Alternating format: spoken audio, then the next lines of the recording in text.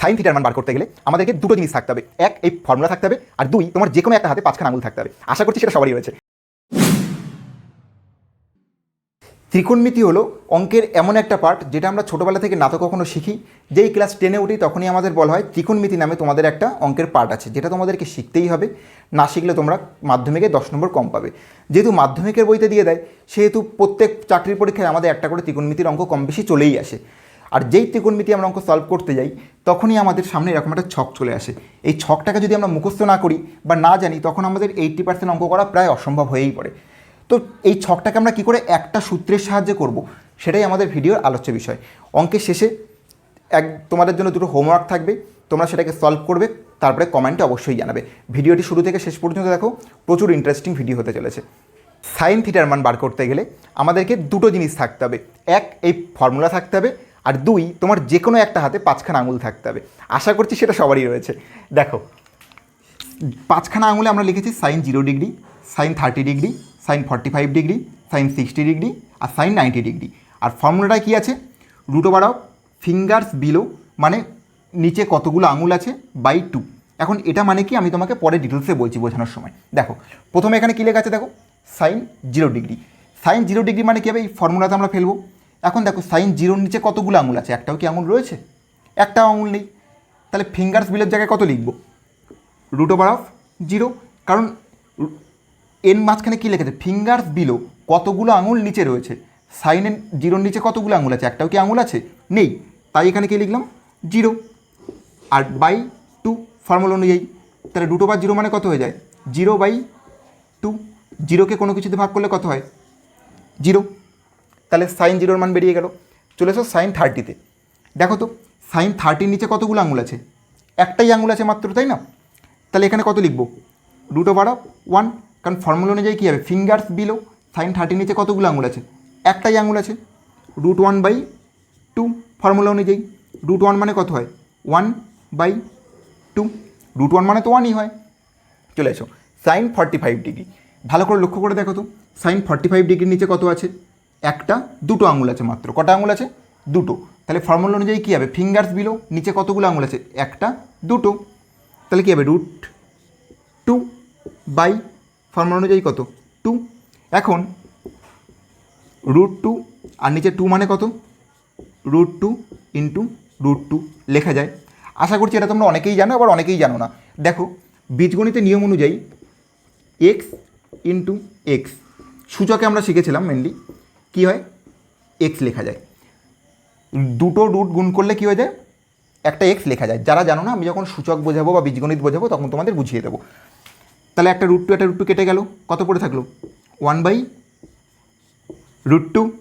এবার চলে এসো সাইন 60 ডিগ্রি। দেখো তো, 60 ডিগ্রির নিচে কতগুলো আঙুল আছে? একটা, দুটো, তিনটে আঙুল আছে। তাহলে ফর্মুলায় কী হবে? √ অফ 3, কারণ ফিঙ্গার্স বিলো মানে কি? 60-র নিচে কতগুলো আঙুল আছে? বাই 2। তাহলে অ্যান্সার কী হয়ে গেল? √3/2। এবারে চলে এসো সাইন 90 ডিগ্রি। সাইন 90 ডিগ্রির ক্ষেত্রে কত হবে? কতগুলো আঙুল আছে নিচে? একটা, দুটো, তিনটে, চারটে। তাহলে কী হবে? এখানে √ অফ 4/2 ফর্মুলা তো তাই আছে। √4 মানে কত হয়ে যায়? 2। নিচে কত হবে? 2। কাটাকুটি করলে কত হয়ে গেল? 1। তাহলে দেখো, সাইন 0-র মান কত পেলাম? 0। সাইন 30-র মান কত পেলাম? হাফ। সাইন 45-এর মান কত পেলাম? 1/√2। সাইন 60-র মান কত পেলাম? √3/2। আর সাইন 90-র মান কত পেলাম? 1। তার মানে আমরা বুঝে গেলাম, সাইনের মান আমাদের যদি বার করতে হয়, আমাদেরকে দুটো জিনিস থাকতে হবে। এক, তোমার যে কোনো একটা হাতে পাঁচখানা আঙুল তো থাকতেই হবে। আর 2 নম্বর, এই ফর্মুলাটা তোমাকে জানতেই হবে। আমরা সাইনের মান বার করা তো শিখে গেছি। এইবারে আমাদের কাজ কী হবে? এই পুরো ছকটার মান বার করা। সাইনের মান বার করা যতটা সহজ, এই ছকটার মান বার করা তার থেকে আরও বেশি সহজ। শুধু 2-3 মিনিট মন দিয়ে তোমরা দেখো। সাইন 0-র মান আমরা কত পেয়েছি? 0। সাইন 30-র মান আমরা কত পেয়েছি? হাফ। সাইন 45-এর মান আমরা কত পেয়েছি? 1/√2। সাইন 60-র মান আমরা কত পেয়েছি? √3/2। আর সাইন 90-র মান আমরা কত পেয়েছি? 1। এটাই পেয়েছি। এবারে দেখো, এটা তো পাঁচখানা আঙুল থাকলে আমরা বলে দিতে পারবো যে সাইনের মান হচ্ছে এটা। কস, এবারে চলে আসো আমরা কসের মান। সাইনের মান কী হয় আর কসের মানটা শুধু সাইনের মানটা আমরা এরমভাবে লিখেছি, কসের মানটা উল্টো দিক থেকে লিখতে লিখতে চলে এসো। দেখো তাহলে কসের মান কী হবে 1, উল্টো দিক থেকে লেখো 1, তারপর √3/2, তারপর 1/√2, তাহলে এখানে কত লিখে দেবো √3/2।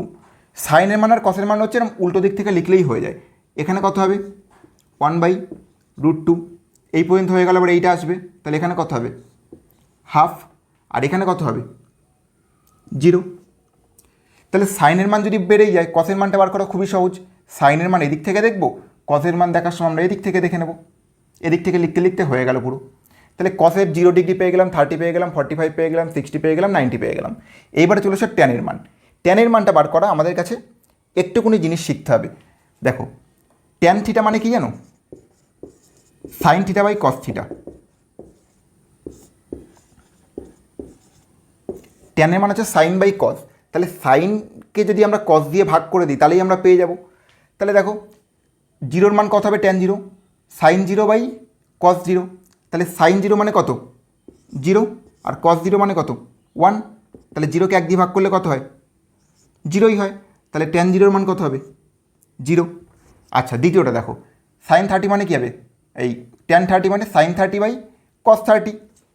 তাহলে সাইন 30 মান কত হাফ, আর কস 30 মান কত √3/2।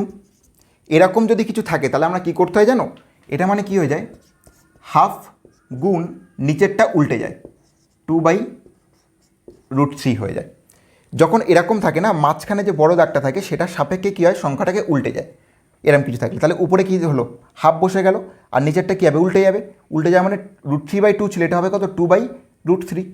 2 কেটে গেলে কত হবে 1/√3। তাহলে ট্যান 30 মান কত হবে 1/√3। এবার চলে এসো 45-এর মান। 45-এর মানটা কী হবে,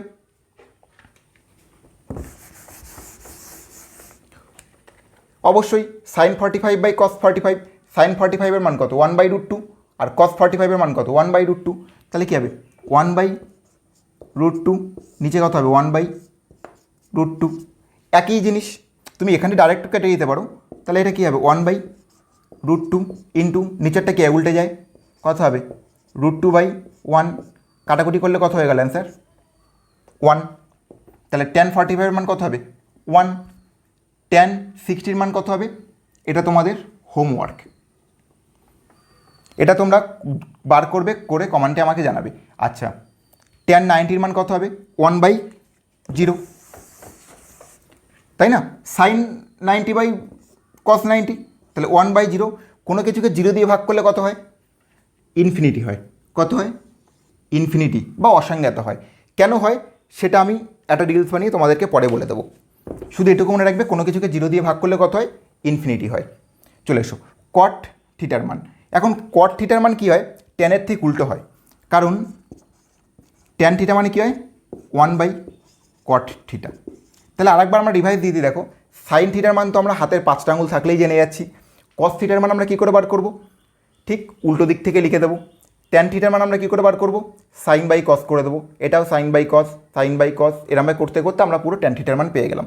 এবারে চলে আসো কট থিটা। কট থিটার মানটা কী করে বার করব, ট্যানের ঠিক উল্টো, ট্যানের ঠিক উল্টো। কট 0-এর মান কত হবে, যদি ট্যান থিটা কট থিটা উল্টো হয় তাহলে ট্যানের উল্টো মানটাই কী হবে, ট্যান 0-এর মানটাই কট 0-এর মান হবে উল্টো করলে। তাহলে 0-এর উল্টো কী হয় ইনফিনিটি হয় বা অসংজ্ঞাত হয়।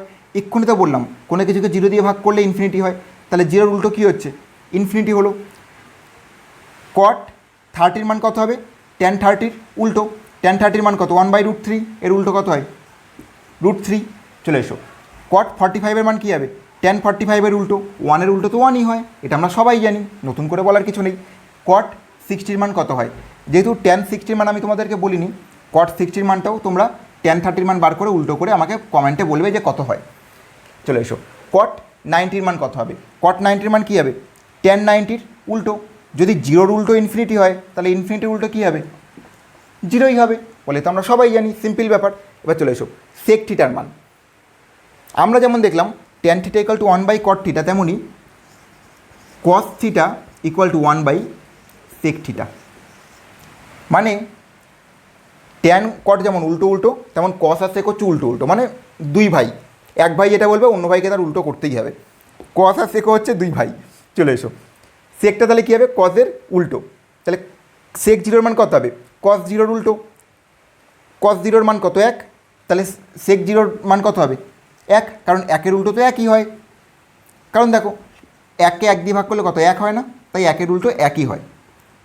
চলে এসো, সেক 30 মান কী হবে, কস 30 উল্টো, কস 30 মান কত, √3/2, তাহলে এখানে কত হবে, 2/√3। সেক 45 মান কত হবে, কস 45 উল্টো কত, 1/√2, তাহলে এর উল্টো কত হবে, √2।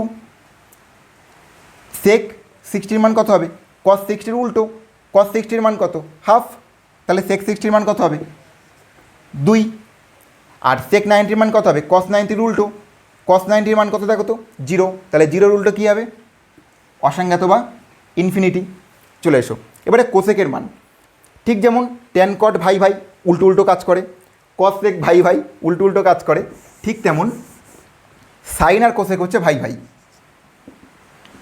Sign theta equal to one by cosec theta. তাহলে দেখো সিম্পল ব্যাপার, সাইন কস ট্যান আমরা যদি মনে রাখতে পারি, এইগুলোকে উল্টো করলেই পেয়ে যাব।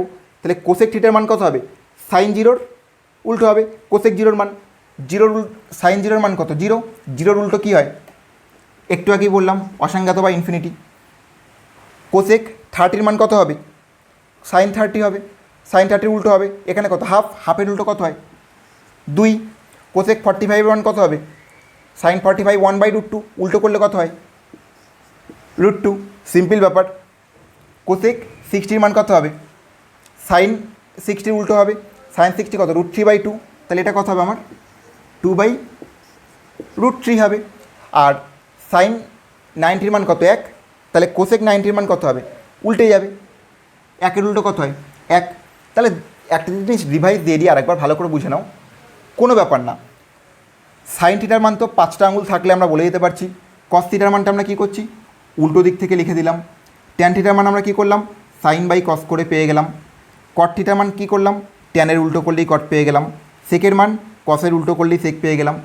আর কোসেকের মান সাইনের উল্টো করলেই কোসেক পেয়ে গেলাম। এই যে এত বড় ছকটা, এই ছকটা আমাদের কাছে মুখস্থ করা খুবই ঝামেলার ব্যাপার। তাহলে এখন শুধুমাত্র একখানা সূত্র মনে রাখলেই বাকি সব কিছু হয়ে যাচ্ছে। ভিডিওটি শুরু থেকে শেষ পর্যন্ত দেখার জন্য অসংখ্য ধন্যবাদ। তোমাদের জন্য দুটো হোমওয়ার্ক রয়েছে, এই দুটোর মান কত তোমরা বার করবে, করে কমেন্টে আমাকে অবশ্যই জানাবে। আর ভিডিওটি কেমন লাগলো সেটাও তোমরা অবশ্যই জানাবে।